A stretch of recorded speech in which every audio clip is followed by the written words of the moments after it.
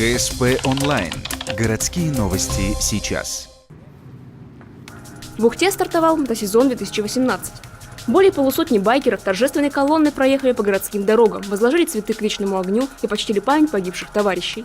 Спортивные классические, новенькие, блестящие и видавшие виды. Мотоциклы самых разных моделей, размеров, цветов и возрастов выстроились на площадке перед Ухтинским байк-клубом.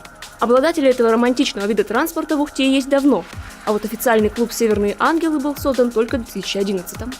К слову, он стал первой в республике официальной, то есть признанной другими мотоклубами страны, организацией такого рода. Идея создания клуба пришла мне 7 лет назад. Катались дружной плотной компанией и решили создать мотоклуб, более что-то сплоченное. Ежегодно у нас и в России везде проходят байк-фесты, на которые мы ездим. Часто ездим к нашим друзьям в Киров, на Вятку, в Архангельск ездили. Ездим, катаемся. У многих слово «байкер» ассоциируется с дерзким бородачом, всегда навеселе, пренебрегающим правилам дорожного движения, общественными нормами. Участники клуба «Северные ангелы» разрушают этот стереотип. Соблюдение ПДД для них – одно из обязательных требований к желающим пополнить ряды коллектива.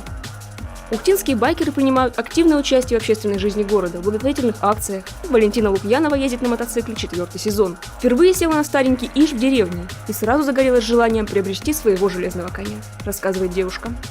Мотоцикл дает чувство свободы, легкости, я бы сказала. Это не уверенность, а сидя на мотоцикле, ты улетаешь от всех проблем, тебе легко, свободно. Я даже беременная была, у меня сейчас ребенку 4 месяца.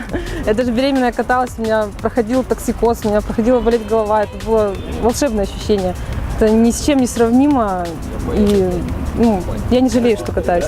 Хобби Валентины разделил и ее молодой человек. 2 года назад они вместе скатались на мотоциклах до самого Севастополя, на байк-шоу. Долго продумали поездку, решали непредвиденные проблемы, сомневались.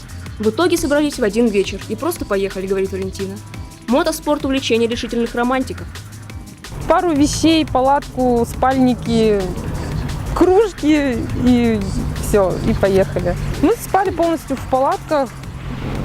Мы любим такой немножко, как сказать, нестандартный отдых, любим именно в палатках. То есть дома с кондиционером, можно отдыхать дома, я бы сказала, там, с удобствами.